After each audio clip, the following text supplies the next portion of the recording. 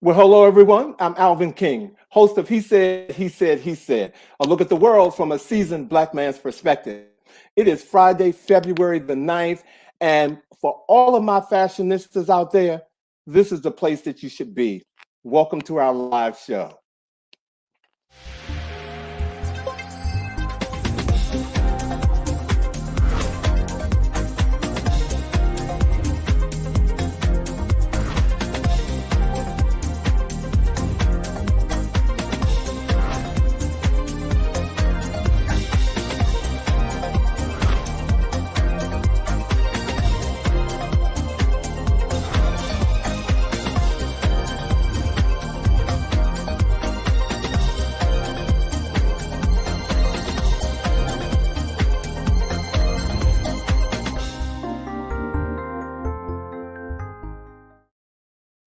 Well, hello, everybody, and welcome to He Said, He Said, He Said. Thank you all for being here on this wonderful Friday evening. And if any of you are like me, I know that you are preparing for this weekend because this weekend is the Super Bowl, ladies and gentlemen. It is Super Bowl weekend, and the Kansas City Chiefs and the San Francisco 49ers are about to put it down.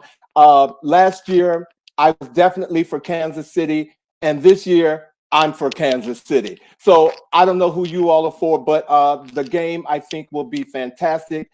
And for nothing else, Usher will be on the halftime show this year, ladies and gentlemen. And I'm going to be honest with you. I am looking forward to seeing Usher because, first of all, this dude is going to pack 30 years into 14 minutes, for his performance. I'm not really an Usher fan. I didn't grow up with his music, but I just need to give him his praise because he looks wonderful to be doing what he's been doing for 30 years and still looking the way he does. Usher, I look forward to seeing you on Sunday. Well, last week, ladies and gentlemen, in honor of Black History Month, I promised you that I would find something that happened on the day that we go live. And on this day, February 9th, 1995, Dr. Bernard A. Harris Jr. became the first American astronaut to take a spacewalk to perform an extravehicular activity during the second of his two space shuttle flights. Now, Harris Jr. was the payload commander on STS-63 that ran from February the 2nd to the 11th, 1995, his first flight of a joint space program. But tonight, we want to say on He Said, He Said, He Said, we honor you, Dr. Harris. Thank you for your contribution to everything that you've done for making this a historic day. And last but not least, ladies and gentlemen, I need to let you all know why we're here tonight. I have been wanting to get someone on the show for Black History Month that I thought inspired me and have truly made my career better by just knowing them, by just seeing them, by just working with them. And tonight we have LA Times bestselling author, TV host, style expert, Lloyd Boston is here tonight, ladies and gentlemen. I'm telling you, this is going to be a great show. So look, whatever you got to do right now, go get something to drink, sit down, bring your comments to the comments section because we're really going to have a great show. And as you know, I cannot have a great show without the two guys that help me do this every week. So let's get on with the chat.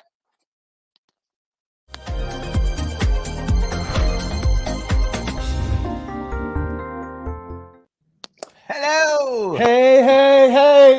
I want to sing a song, but I can't because I'll get in trouble. Yes, you will. I'll get in trouble. How you guys doing tonight? Doing great. And I love it when we show up and we are color coordinated. That doesn't happen often, but it's going down tonight. I wonder what that's about. So happy to be with you guys because a week ago this time I was not in a good place. So I feel so much better and it's good to be back with you guys. I'm coming to you live from Boston this time. Wow. Well, thank you for being here, Bobby. You were truly, truly missed, my brother. By him. Boss does it every time. Boss does it, ladies and gentlemen. He does it every time. And you know what? We have our diehards that come on every week and greet us.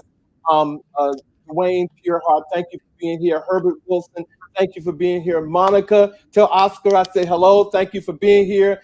And Hey, everybody. George Pringle. Mr. Pringle. Monica. How you doing? Look, Pringle, please post a picture because I know you are dressed to the nines to welcome our special guest. Lloyd Boston. I know you are. You're right. He slipped a little note to me on our social media saying, I know you're gonna pull out something for Lloyd Boston tonight. He said that. He said that. So you George, I was having a bear moment because I have bears all around my bed tonight, but I was gonna find that one bear sweater to put on because Lloyd is on the show. So you got me on that, George. Thank you. So you guys, what has been going on this week? I mean, crazy. The world as we know it. The world as we know it. It has been crazy. So we just got finished, came off of the Grammys, which was a very crazy week. I just want to take a moment, if you do not mind, because I have many friends in California. You guys know that I've spent a lot of time in California, and they had an incredible storm. Two that actually went through that have caused all kinds of damage. I have a friend who lives on Moore Park by Laurel Canyon, and whenever it really, truly, truly rains, it's just up above the LA River, and we refer to it as River Moore Park. The rains were so bad once when I was visiting her that I actually had to walk up 6 blocks from her place to find someone who was leaving their house to drive me across the water coming down the street to get across. It's like a fjord. So she said it was so bad there, and I have friends up in the hills, et cetera, et cetera. So I just want to send all kinds of love to everyone that I know all up and down the coast of California who are dealing with the torrential rains and all of the devastation. I love you all. I'm sending you all my best. Prayers up. And funny you said that because last week when I was looking at the Grammys, people were coming in saying that. Now I didn't see any of them wet. But people were saying how hard it was raining when they were coming in. So I guess it started there. But yeah, thank you, Vosh. Prayers up to everyone on the West Coast that's dealing with that. Yeah. Yeah. So, I know that we had spoken about, I know, Alvin, you were thinking about doing something about Fannie Willis. I know you had mentioned her to us earlier. Were we still going to talk about her? Well, no. You know what? No, I decided that because things are just doing what they're doing. I thought tonight that we would stay in the pocket, and I want to talk about I want to first talk about Jay-Z's acceptance speech at the Grammys. I want to talk about that because there's a lot of chatter out there about first of all the fact that he said what he said and the timing behind him saying what he said, and it just And I just think that I want to spend a little bit of time talking about that and share with you all something that is very important to me. I don't think that what he said was solely about Beyonce. It was bigger than his wife, not being honored or receiving Album of the Year, because the last time a Black woman won Album of the Year was 25 years ago, when Lauryn Hill won it for the miseducation of Lauryn Hill. And there's only been 12 Black people who have won Album of the Year in the whole history of the Grammys. And before John Baptiste won it in 2022, the last time a Black person won Album of the Year was Herbie Hancock in 2008. So, I mean, for me, I'm looking at all this going, like you said, the metrics. You mean to tell me, and this, only 12 people out of all the years that they've been doing this, it's something wrong, especially with people who have won multiple awards like his wife. So that's just my spiel on it. I think it's bigger. I think that a message needs to be sent to the Academy to start thinking differently, and I think that was his way of bringing that to light. I do think there's a matrix to it, but I do think that he was also really speaking directly about his wife. Now, remember, he was being honored with the Dr. Dre Global Impact Award. So he was being honored. And as he stood there with his daughter, Blue Ivy, by his side, he mentioned, and I have his quote here, think about that. Most Grammys never won Album of the Year. And he was specifically talking about the fact that his wife, our beloved Beyonce, has won more Grammys than anyone. She's won 32 Grammys and never been given the Album of the Year award. He went on to say, some of you may get robbed. Some of you don't belong in the category. And then he said, when I get nervous, I tell the truth. So he was calling him out for sure. And I do agree with you that it is greater than just his wife. But he did get his dig in there about the fact that how is it that my wife has won more Grammys than anyone, 32, and never received Album of the Year. Well, yeah. I mean, I got to say something about this. First of all, awards, you guys ask why I don't watch award ceremonies. One, it's because they're more political than they are really about awarding people who deserve certain things, first of all. Yep. Second of all, you're going to back, my wife has won more awards than anybody, but she hasn't won that one, so I'm going to stand up here and complain about it. Third thing is that means that she's going to get one next year, whether she deserves it or not. The same way that Angela Bassett got, an Oscar for not getting one the year before. It's an like honorary, right?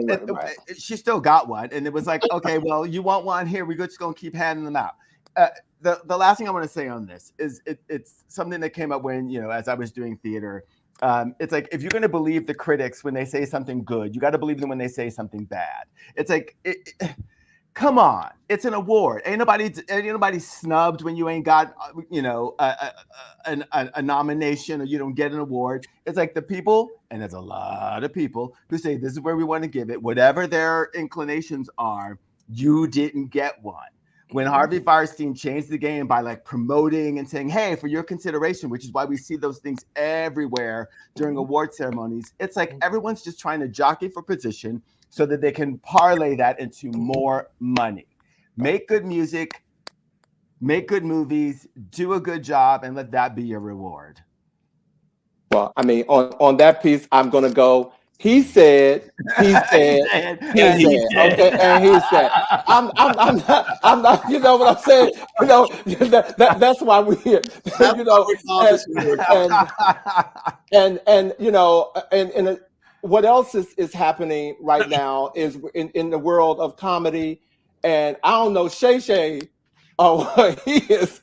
What's his name? The Shay Show. He is. I mean, he is getting street cred like crazy. I mean, after Cat Williams, and now Monique comes on the show, and I mean, she dropped some bombs. I mean, I haven't seen the whole interview yet.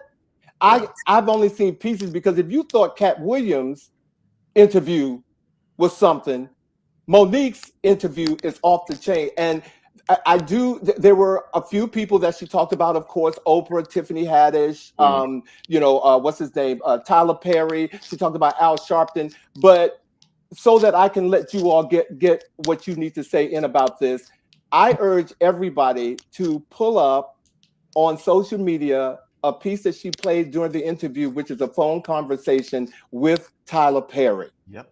Oh, she actually pulled up. I need you to listen to that interview. Mm-hmm. I mean, look at that interview, listen to that conversation.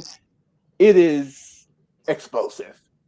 Oh, wow. Because they hold Tyler Perry's feet to the fire. They knew they were recording it. So they made sure they got every soundbite they needed, so that when she had the opportunity to do what she just did on Club JJ, that their receipts were there.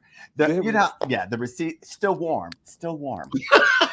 Yeah, the receipts were like, okay. I'm in the shower listening to it, and I'm going, is Tyler Perry really? Does he not know that they're taping this? At a certain point, when someone says, "So can you repeat that for me?" What did you just say? You have to know you were being recorded. Can you repeat that for me slowly, and into my lapel. She even went in.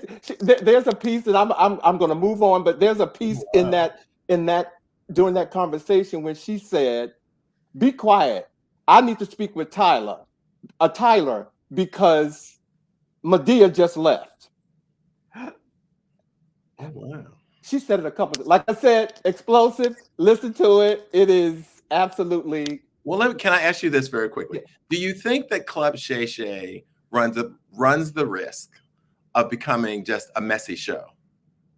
Because, I mean, granted, I'm sure he's getting accolades for building his audience, breaking records, and supposedly in both instances providing information that is rooted in truth with receipts, calling people out and so forth. But does it run the risk of becoming just a messy version of a Jerry Springer or one of the, like, you know what I'm saying? Well, not until there's a studio audience and he has them all on at the same time and they go to blows. So he has a little bit of way to go for me before he's that. But if he's the place where people get to come and air their laundry and he still keeps a degree of, I don't know, integrity, journalistic integrity, because people aren't going on there and lying. They're going on there with receipts. Right. I think for at least a little while, he has space to be where he is. Okay. If I can switch gears and jump to just messiness on television, the Real Housewives of Atlanta are announcing that Kandi Burruss is messy mode. Exactly. Let's shift it real quick. Kandi has decided that she does not have time for the messiness that has become the Real Housewives of Atlanta, and says that she's taking a break. Now, originally when this came out, she said that, oh, they didn't tell her what was going on with the filming schedule. And she has so much that she is doing that she was like, oh, I scheduled around it. But it's recently come out that she's like, I need a break. And I don't blame her. That show's become messy. So has Potomac, but we will talk about that next week. Yeah, that's a whole nother beast. But on that whole Kandi piece, in one interview, she said she's taking a break. In another interview, I heard her say she's leaving.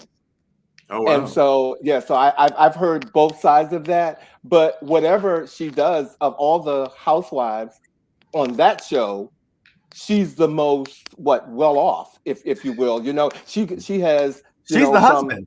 She has. Don't do it, Mama Joyce. She has. I mean, you know, she's now on Broadway. You know, she got her X-rated. You know, what do you call it? Paraphernalia. She got all that. You know, she got Escape. Kandi will do well. You know what I'm saying? She's got a restaurant. Everything that you can think of that touches, enhances, does something to a human being, Kandi is involved in it. She ain't got time to sit around and be like messy, like you slept with that person, you slept with that person, you don't call me. She's like, bye, y'all. She's like, and bye. She's talented. Well, how about that? Come on here, Kandi. We want to talk to you. Well, speaking of talented, ladies and gentlemen, are we? Bobby and Vash, are y'all ready? Because you know, you all are too. But no. We have a special guest tonight, and a very special guest. I am just like truly. Sometimes I get nervous even talking about him. You're verklempt. Because I admire this guy so much. So can I go ahead and introduce him now and get him? Let's get him in here. Yes. Are y'all ready? All right, ladies and gentlemen. From the Oscars and Emmys to the Golden Globes and Grammys, Lloyd Boston remains a red carpet fixture for top-rated shows and networks such as Access Hollywood, Extra, CNN, NBC, and CBS. He is also a best-selling author, boasting 25 years of lifestyle and fashion media. The former VP of art direction for the multi-billion-dollar Tommy Hilfiger brand is the author of 4 highly celebrated, style books: Men of Color, Make Over Your Man, Before You Put That On, and The Style Checklist, which have been featured everywhere from Oprah and The Today Show to countless other national television and digital platforms. If he wasn't busy enough, Boston is also an original host of the Style Network and best known for their highest rated, The Look for Less, and his own series, Style Essentials and Runway. Die-hard fashionistas know that Lloyd Boston, I got for clip, best from We Network popular fall frontal fashion, making him a leading voice of New York Fashion Week coverage for more than 15 fashion seasons. But tonight he's here with us, ladies and gentlemen. So please welcome to our panel, Lloyd Boston. Hello, Lloyd. Come on up here. Come on up.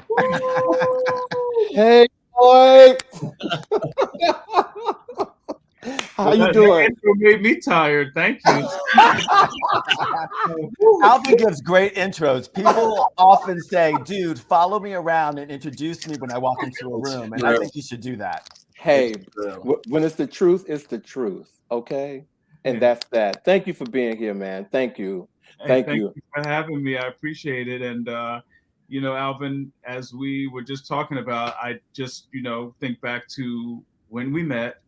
on the Moet and Chandon tour, which had to be what, 2000, 99?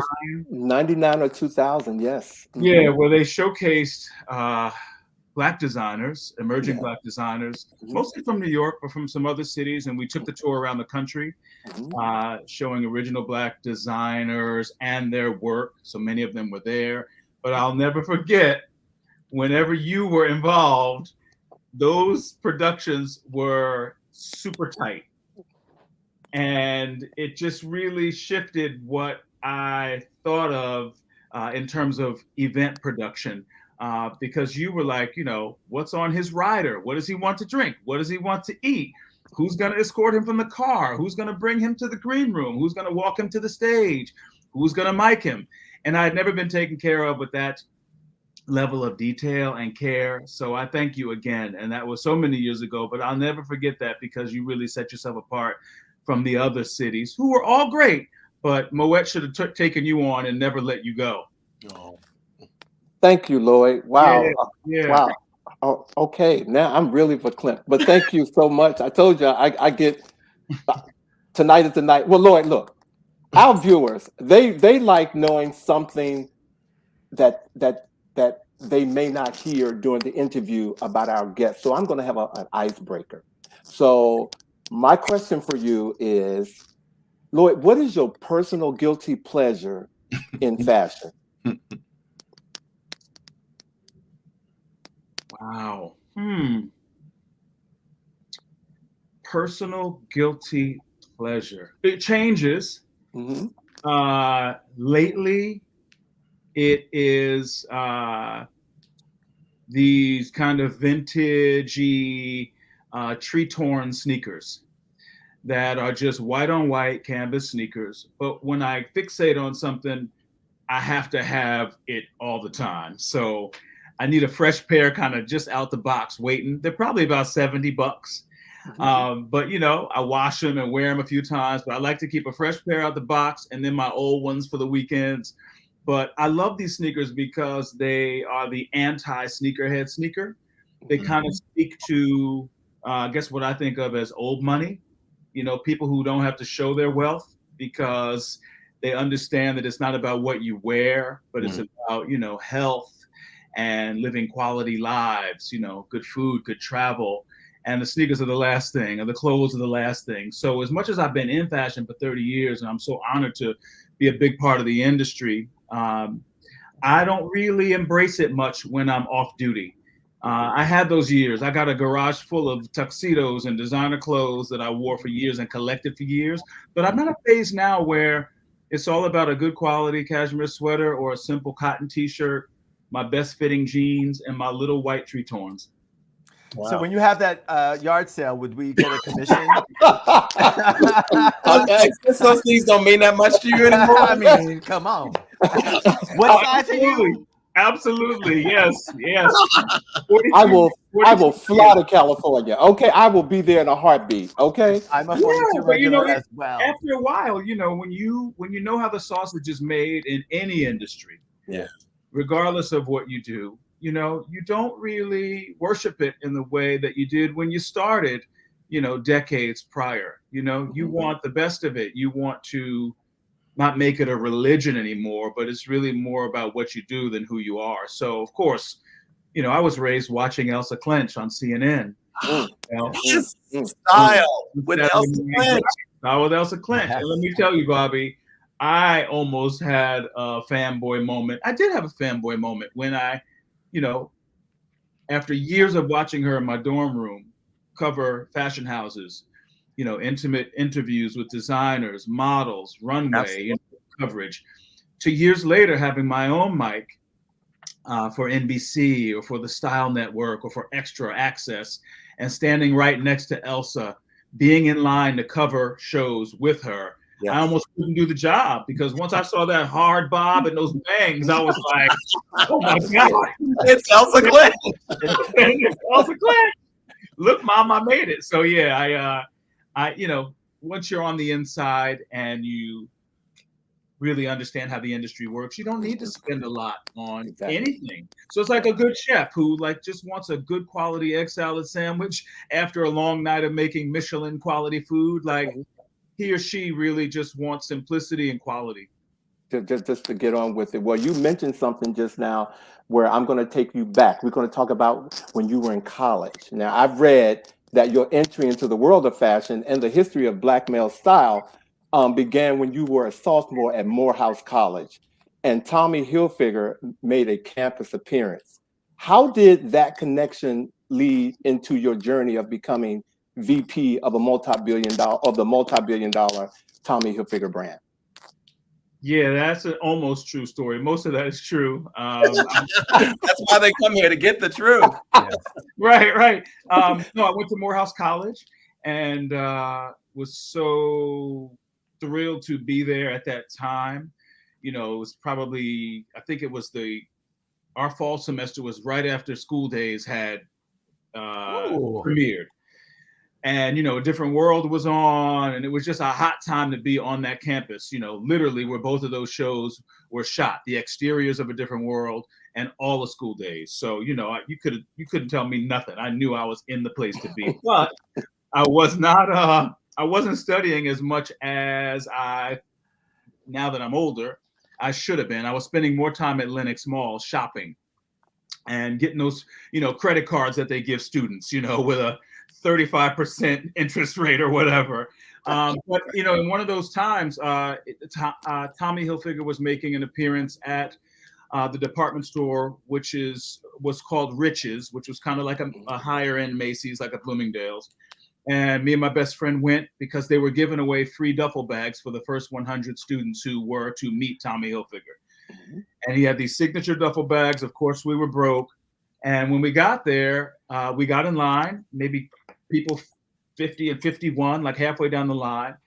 And they were doing what's called a trunk show. Many of you may be familiar with. It's like an informal fashion show with among the guests. And I'm looking at the clothes and I'm like, you know, some good stuff, some stuff. And by the time I got to the table for my autographed duffel bag, I had some feedback for Tommy Hilfiger on his clothes. And the woman who was standing next to him, his handler looked shocked, like she had seen a ghost. But Tommy was really open to the feedback about the clothes, and he offered me an internship on the spot. And I had never knew, I was studying graphic design at the time. I didn't know that graphic designers worked in fashion. And, you know, being from New Jersey, I could get to New York quickly. So I literally went back to my dorm and was like, Mom, I got to get the hell out of Atlanta and get back close to New York real fast. So I transferred out of Morehouse, and Tommy took me under his wing as his first ever intern. I didn't know at the time that I was his first intern, but the label was relatively new. And I stayed with him for about a semester. And he said, when you get out of college, come back, you'll have a job. I wasn't sure if he was really telling the truth, but he was. I went back about a semester before graduation, and he said, I can't give you a job when you graduate because I need you right now. We're growing so quickly. You can finish up school at night. So I started working for him in the middle of my senior year. And I stayed for many years, leaving as the VP of Art Direction. I was there for probably about 15 years in total. I stayed on as a consultant. And he's still, you know, somebody who is like an industry dad, someone who guides me and mentors me to this day. So we've had some great times together. And I'm so fortunate that he took me under his wing. He paid for the rest of my college and just allowed me to learn from a master around design and marketing and pulling together a global brand. So yeah, big relationship. Wow. And there you have it, ladies and gentlemen. No matter what you read, you heard it on He Said. Right. That's right. From the man himself. Before we go, let me say hello to a couple of people. Aral Health, thank you for being here. Rodney E., I love Lloyd too. Michelle Bowie, good to see you again, my sister Blue. Carol Gary, thank you. Sean, thank you for being here. Rodney Bryant, Samuel Omar Amer, thank you for being here tonight. Thank you, guys. Thank you. Yeah, so in terms of just still getting real and true stories, your very first book came or you started writing it while you were at Tommy Hilfiger. Is that correct? Men of Color? Yeah, nights and weekends. It was my kind of pet project and dream. Yeah. Wow. So what was it about the time that you spent at Hilfiger that inspired you to become an author and to write that book? This was around the time my first book came out in 98. So I started developing it around 96, 97. And if you remember, there was a big boom of Black books, whether it was Terry McMillan or big, beautiful coffee table books. Remember the one called I Dream a World? Yeah. With that gorgeous cover in black and white. And, it was almost like publishers realized that Black folks love to read too. And it was, authors just, booming into a space that we knew we loved, but big time publishers, I guess, got the memo that we were a huge buying audience. So a mentor of mine over the years was Elin Harris. He was like a big brother to me. We shared mutual friends in the fashion industry. One model in particular named Ella Smith, who's passed away, was a big Black model at the time. And he introduced me to Elin. So I had these authors kind of around me. I had friends at Essence magazine, and I used to collect these images, kind of Black memorabilia images of well-dressed Black men and Black people from, the 20s, 30s, 40s, 50s. And I would keep an inspiration wall, and it made me realize that, oh my gosh, like there's so many of our stories that have not been told around how we have changed and shaped global style. So that's how it came to be, because I realized as I would get frustrated in looking at magazines like GQ and Esquire, and I would rarely see our stories celebrated, it just hit me that I have to be the one to tell this story. I can't sit around complaining about what they're not doing, because they may not ever get that memo, but I have what it takes to create this story. As an art director, I wasn't a writer at the time. I didn't study literature, but I figured out how to tell this story visually first, and then put words to it. And I was able to sell it to a publisher, and it made the LA Times bestseller list. And Quincy Jones wrote the foreword to the book, as well as a slew of other celebrities sat for original photos, interviews, and really it created this movement, this celebration around what all of us know to be something that has always set us apart, our style as men of color. It's a survival skill for us. They're not just clothes. It's the one thing that we fully own and control about how the world can see us, will see us. And it ultimately inspired the globe to mimic how we put clothing and accessories together. If there's any producers out there, particularly African-American male producers producing shows, and if you don't have that book, see that book right over there? Can you see that? It's an autographed copy from when Lloyd wrote the book, but it is available at Amazon. Get the book. Every person should have this book. If you're in fashion production or love fashion, you should have that book. Okay, I'm sorry, Bobby. I didn't mean to infringe on your time. No, you speak truth, because I'm going to take just a quick moment, because, again, I'm coming to you guys from Boston.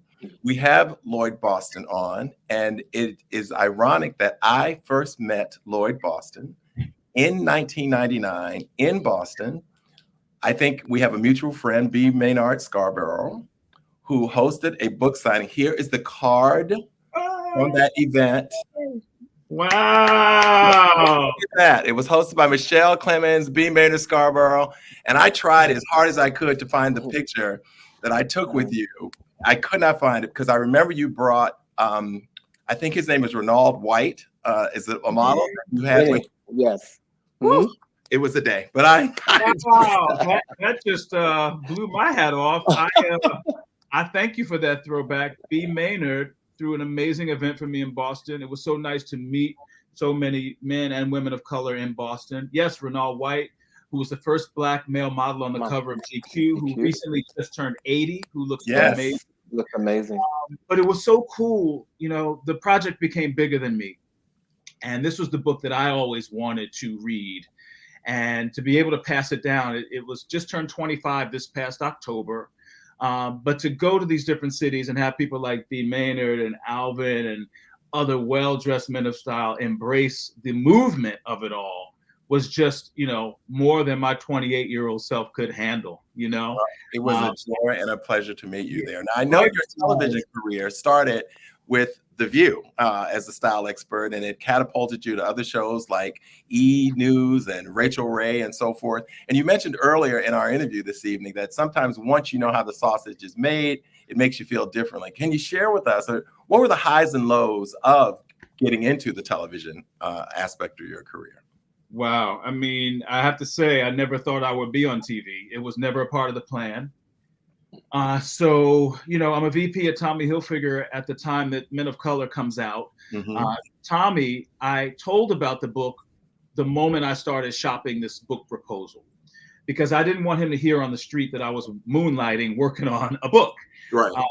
Because as a company exec and someone who he kind of handpicked and groomed up the ladder, I owed it to him to be transparent about what I was doing. And he not only approved me working on this book at night and on the weekends, he also sponsored the book. Wow. And he was interviewed and photographed for the book because he also respects and values the contributions that real men of color, not just celebrities, but just everyday men of color, whether getting dressed for Saturday night or Sunday morning in church, have done to influence global style, as well as his own brand and style. Tommy was always very inclusive around diverse runways and diverse photo shoots, long before it was fashionable, long before execs like me were in his ear. He is one of, I could think, 9 brothers and sisters from a working class family. His friends look like his ads, all different backgrounds. So when he heard about the book, he got behind the book takes off. And then all of a sudden these TV shows are inviting me to promote the book, as the publisher will, pitch it to TV shows. Usually you get local shows, but at that point, being in New York, I was getting national shows because they were all there. Right. So I'm like promoting the book. Okay, sure, great. I thought it was over with. And then the shows kept inviting me back saying, hey, can you talk about what women should wear for spring, or what men should wear for fall, or can you do a makeover for us? And I'm like, sure. I do this for a living. Of course, I can tell you the trends and what we saw on the runways. Red carpets really weren't a big thing yet. So I had a choice to make. I was like, oh my gosh, something is really opening up here where these national TV outlets want a conduit to the industry, almost like a sportscaster, but for fashion. They want experts. They want people who can translate the trends on the runways. And it was just fun. And it was fun to nail those segments in short amounts of time. It turned into me also doing tabletop segments, like I said, makeovers. And then, shows came calling like Oprah and the Style Network. And then I had a choice to make. I was like, look, Tommy, I love what I do here, but this new avenue is opening up and it's fun. I think I have to go to grow. And the only way he let me go is if I stayed on as a consultant, which I did, which was great because then I could still pay the bills because TV doesn't always pay a lot of money. Exactly. So I stayed on as a consultant for the brand, and it was great. And we've worked together off and on ever since. And that's how the whole TV thing started as a result of the first book. Excellent. Well, Lloyd, while we're here, can you define your styling philosophy? For me, it's simple. Probably 80% classic, 20% trend. And I feel like the most stylish people around the globe understand that ratio in their closet, where they're not chasing trendy silhouettes and styles and fabrics. They're also not chasing status names necessarily, maybe from a quality standpoint, but I think the most stylish people usually don't want you to know who they're wearing because it's about fit and tailoring and construction and fabric, how it feels on them, who they want to be that day. And so much of that comes in a classic wheelhouse for me. I can't oftentimes get people to do that because trends are the flashy, the shiny object that people chase. But I have always found that the most stylish men and women understand that if I buy this amazing cashmere sweater, it's going to last me for decades, because I can wear it now or 20 years from now because it's a classic shape without a lot of bells and whistles. So that's always been my philosophy, the 80-20 rule. Thank you, sir. Yeah, just to add to that, I remember just after graduating high school, reading in Cosmopolitan that the goal is to be the fabulous person. It was, Cosmopolitan, so they said women, to be the fabulous person in the clothing rather than the person in the fabulous clothing. And that I share with as many people as I can, because that is the true definition of a stylish person versus a fashionable person. You're spot on. You're spot on. It still holds true, And the same thing works with other genres. When you think about makeup, you want to see a beautiful woman. You don't want to see beautiful makeup. Yeah. When you go to a restaurant, you want to taste delicious food, versus a bunch of gimmicks. Yeah. Sometimes just a simple, simply grilled fish with salt, pepper, and lemon is so much better than 8 million things thrown on top of it, capers and onions and carrots and blah, blah, blah. And it's like you get to really appreciate the essence of what you're witnessing or seeing or tasting. Simple is the hardest thing to do. It's easy to jump things up. I tell women all the time when I'm dressing them, like, don't be afraid of the negative space. They get excited for these big events, and all of a sudden it's more rings and more bracelets and more earrings and bigger hair and bigger clothes. And it's like, you just look like, what's her name from The Wiz? Miss One. Because I think a lot of it, women just get nervous. They start putting on little emotional touches, and then it's just too much. Yeah. And that one woman walks in with just a simple red lip, a crisp white shirt, a black cigarette pant, and she looks better than everybody in the room because her skin shows. She just got a great kind of a global minimalist take on style, and she just gets all the attention versus the woman who's wearing the kitchen sink. Yeah. Well, ladies and gentlemen, but my producer is in my ear saying, you guys, we need to make sure that we get through this interview because we have 5 more questions for Lloyd. So I just need to put that out there. So we need to keep on rolling with it because we're going to get all these questions in for Lloyd. We're going to get them all in. We're going to get them all in. We're going to get them all in. All right. Okay. Well, Lloyd, jumping back to like your time in television, how did you come about being labeled a style maker by Oprah, and how did that impact your life and career? In those, what was she on the air? 25 seasons. I had maybe with 1, 2, 3 appearances over those years. And that first appearance was the hardest. That's when she had that yellow sofa that Tom Cruise jumped up and down on. Yes. And every author, any author, wanted to be on the show with your book, but it was like literally Fort Knox. When I finally got the call, I will say that it was almost hard. It was almost hard for me to speak on that stage. It was such the holy grail. And then after that first appearance, I kept being invited back for different shows and ultimately got my own hour with her talking style. And I think that was the episode where she calls me the style maker. Which was a blessing because I think she really realized that I had put in those 10,000 hours, as Malcolm Gladwell calls them, to really know that style is something that you study, if you love it, whether it's fashion journalist, fashion designer, there's so many functions in that industry, but I had done the work to really understand the bones of the industry. And from there, I got my own show on the Fine Living Network and HGTV. Bigger shows started calling, got another book deal after that. So that Oprah effect is real. And I had a development deal with the OWN network, which kind of went a little sideways because if you see now what it is now versus what it was then, yes. I was really more a part of the old style of the old OWN network. I'm not a housewife, house husband kind of person. Like I'm more of a fashion teacher. But when I say that she put her arms around me in a way that changed my career and life, it was a real blessing, and it still remains so. That's wonderful. This is Black History Month, as we well know, and the theme for this year is African Americans and the arts. What is the influence of Black people on the art of none other than fashion? Oh my gosh. Well, I know we got to get through these questions fast. That's a loaded one. I will say this. We still remain unsung. We, as African-American people, for hundreds of years, have influenced the core of what people know to be fashionable around the globe. And, you know, my book in particular, Men of Color, takes you from slavery to hip hop.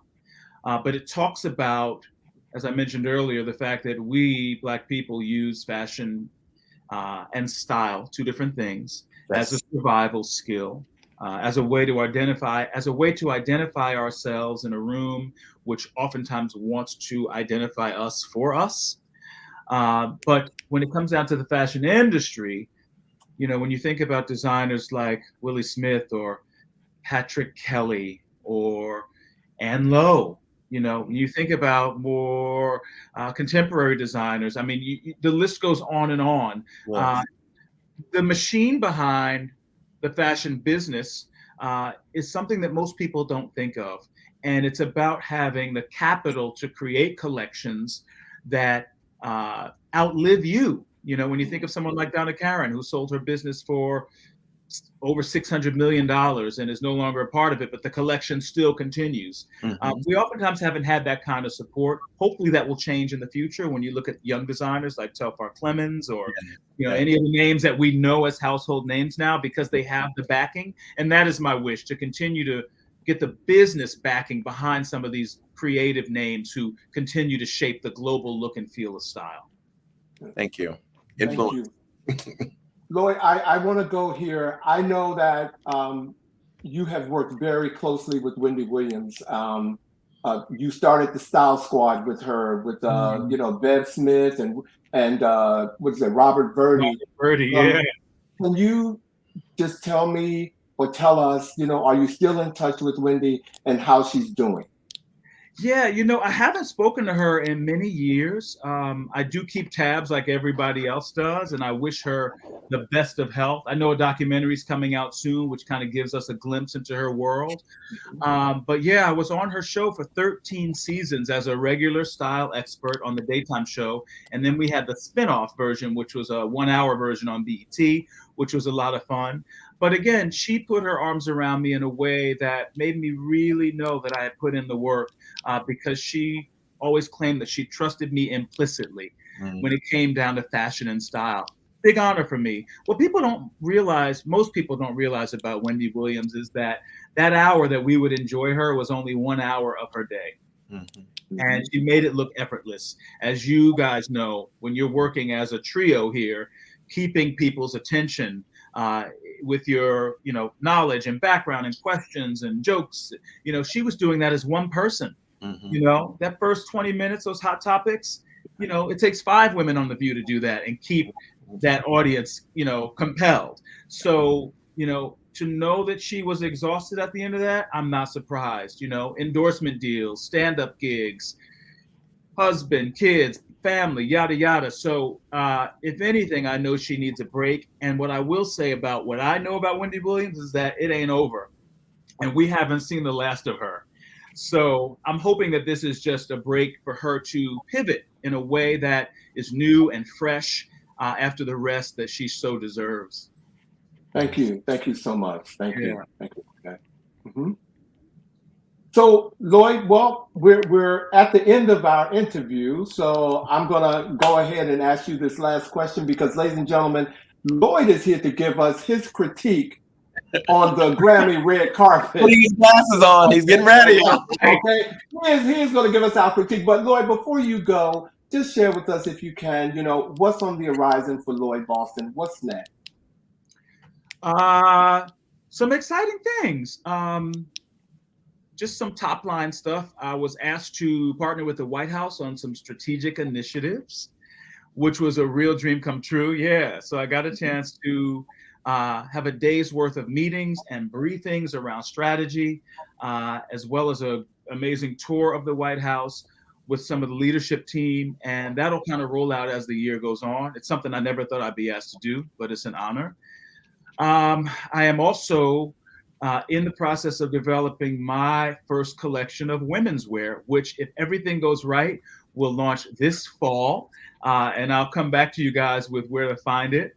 But we're working out some of the kinks now, as well as doing some of the research around these easy pieces that I feel every woman should own. And I'm also, living here in Hollywood, leaning into the scripted lane. So I'm developing a project along with a production company behind American Idol and behind America's Got Talent, but on the scripted side, with some stories that have a fashionable edge. So I'll tell you more about that as they come to fruition. Lovely. Well, thank you, Lloyd. Thank you, ladies and gentlemen. Okay, sit back because you're in for a treat, because in our segment called The Art of It, Lloyd is going to talk about 11 of the hundreds of fashions that hit the red carpet at the Grammys, ladies and gentlemen. So if we can start, let's go with our first image, Chloe Bailey. Yeah. I have to say, when I saw her walk down the red carpet, it felt like she felt uncomfortable. Mm-hmm. And I'm not sure if you saw the footage, but you could even see from that, kind of forced posture, shoulders back, chest up, that she's going for a level of sexy that I don't think she has arrived at yet. Mm-hmm. It feels a little put on. This designer, Gupta Couture, is known for embellished clothes that really bring out the sexy. I'm getting little throwbacks of Toni Braxton here. Mm-hmm. I'm getting a young woman who looks to be dressing like a woman who has seen more of the world. This feels like she's holding her stomach in and possibly ready to get out of that dress. She's also hiding her fin. All I can say, I agree across the board. I totally agree. Our next look, Doja Cat. I had to study the screen. I kept rewinding to see if I was seeing what I thought I was seeing. What are you saying? No, is it called areola? I don't know what it's called. Trauma. Yeah, we're ready to kick in with you, Lord. We're ready. I applaud her bravery. I wouldn't know her on the street because every time I see her, she looks a little different. And I do love a woman who likes to take risks, but I feel like there should be a little bit of a tasteful edge there where there's a little bit more mystery. This is almost a full-on nip slip, double nip slip. And I'm also seeing, beyond the tattoos, a little bit more of the crotch area than I think is savory for a family viewing audience. Yeah. She like a true fashion journalist. Savory. She wasn't a high hit on my list. But this next image is someone who's been killing it with her stylist. So Fantasia. I would agree. That color purple press junket. I've never seen her look better, or that entire cast. I agree. Again, that Oprah effect. You know what I mean? Like when you get in bed with that team, they're not messing around, and if you're going to be flanking Oprah on any red carpet or any stage, press-wise, you have to look commensurate with the queen. And I think Fantasia has kept that going. Love this fun kind of Betty Boop, Marcel wave. The lip jewelry is a little edgy for me, but hey, she's a young woman who wants to show a little edge. But I love the way she's a curvy woman who is honoring her curves in a way that feels tasteful and sophisticated. And when you look at this designer, Kong Tri, you're seeing craftsmanship that really honors curves versus tries to hide them. Mm-hmm. Amen. Amen. And I totally agree with the lip jewelry. It kind of, in photographs, it almost looks like she has a cigarette in her mouth. Yeah, I don't. And she looked like she couldn't pose and have fun. She kind of had that kind of, Angelina Jolie, I gotta pull my leg out so you see my lip. Yeah. Now, someone who didn't consult her sister or talk with her before she left the house, I think, is our next image, Halle Bailey. Okay. And they're going in separate directions here. I said years ago that she had a Disney princess face. I think I need to just scroll back and find that tape. Find it. Maybe, I said it years ago. And I think she's, I think once you get into that Disney machine, if you want to continue to stay in it, things need to stay sophisticated. Yeah, be a little sexy here or there, but she's got the memo, and I think she's a few months off of having a baby. I was going to say new mother. Exactly. Yeah, she's wearing Gucci here, but I love this. I love this gown because I feel like it's just enough sexy and just enough sophisticated. Yeah. Yes, and it says, "I am a mother and I'm classy no matter what." And this next image, this person dropped the mic completely. My favorite of the night. I would have to agree, and I love the fact that she's, not in this particular moment, but she's branched out of the black and white that she wore for so many years to brand herself. She's offering more kind of traditional femininity, sexy sophistication, and she's having more fun. She was very serious. I interviewed her several times over the years on the red carpet, and it was always like this kind of black college speech. And I'm like, girl, loosen up. Like, we're out here having fun. And she always had this kind of big delivery to give. And I'm like, we're just at the BET Awards, right? This is not, you're not the Margot Washington. Like, she's finally loosened up a little bit. And I like that, because she's a beautiful woman with a beautiful voice. She sings, she dances, she acts, she's one of those quadruple threats. And in Armani Privé, she is like a dream for any brand to jump into. They're smart, just like Ralph Lauren has with her. Amen. This outfit completely like when I saw that, all of my chakras aligned, the world was beautiful, and I loved her for that. Yeah, it was great. Take it away, John Legend. Keeping up with the pace. I mean, like we talked about earlier, menswear. Maybe we talked about this before we were on camera, but you did. No, you mentioned it. Menswear has done a big shift. Men are embracing a more avant-garde look, a little bit more androgynous. Regardless of how they identify, I love the fact that men are taking these risks. John Legend, I think this looks sophisticated and cool, but I don't know if it's more Lenny Kravitz than John Legend. John Legend's more of a boy next door, but I like that he's taking risks. What do you guys think? Is he pulling off? I thought he pulled this off. I'm glad you said, I was like, he's trying to dress like Lenny Kravitz. See, I don't think that. Much coverage. I disagree. I disagree. But yeah, that's why it's called what show? He said, right? But I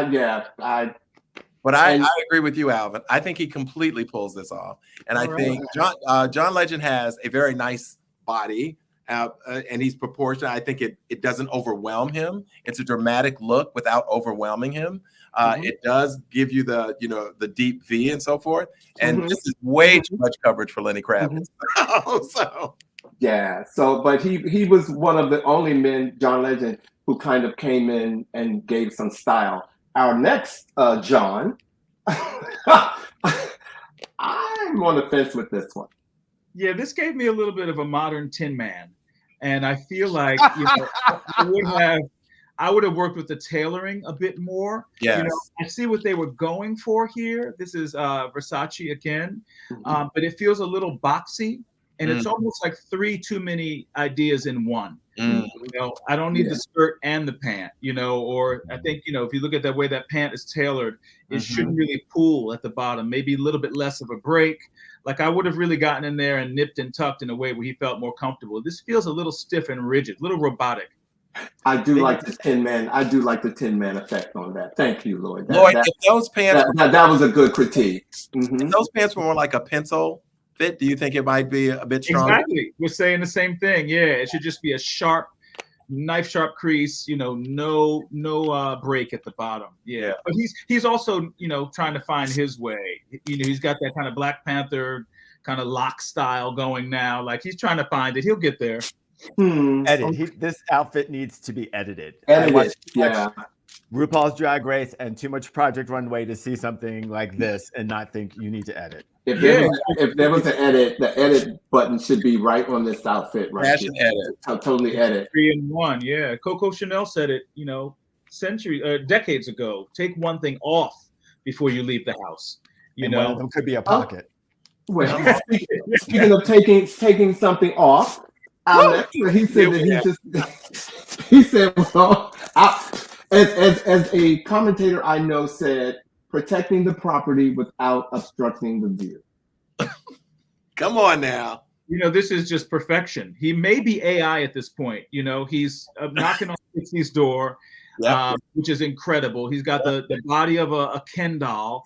And, you know, I interviewed Lenny several times over the years. He's included in Men of Color because I knew 25 years ago that he would be an icon we should continue to watch. So he's featured in that book. But I interviewed him when he was just around 50 with that same six-pack. And I said, what is the secret? And he's like, it's genetic. I'm like, that ain't genetic. I'm thinking to myself, you know, you got that organic farm in Brazil. You got cooks. Like, that's discipline.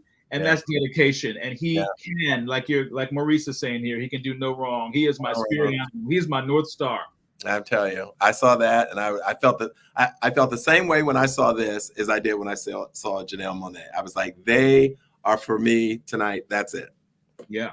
That and Tracy Chapman singing. I was like, I'm done. I'm good. Well, we have 3 more looks that we need to get through right now. And our next look, she blew me away on many levels Sunday night.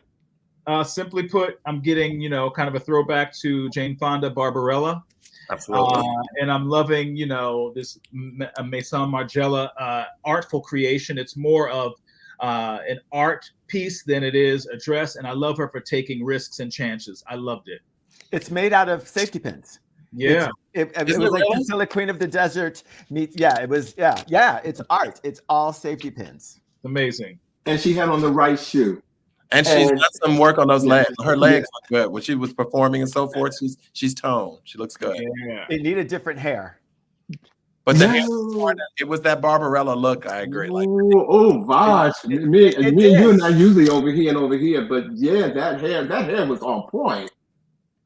Oh, I'm sorry. I got lost in her hair. And our next person, our next person behind her is Summer Walker.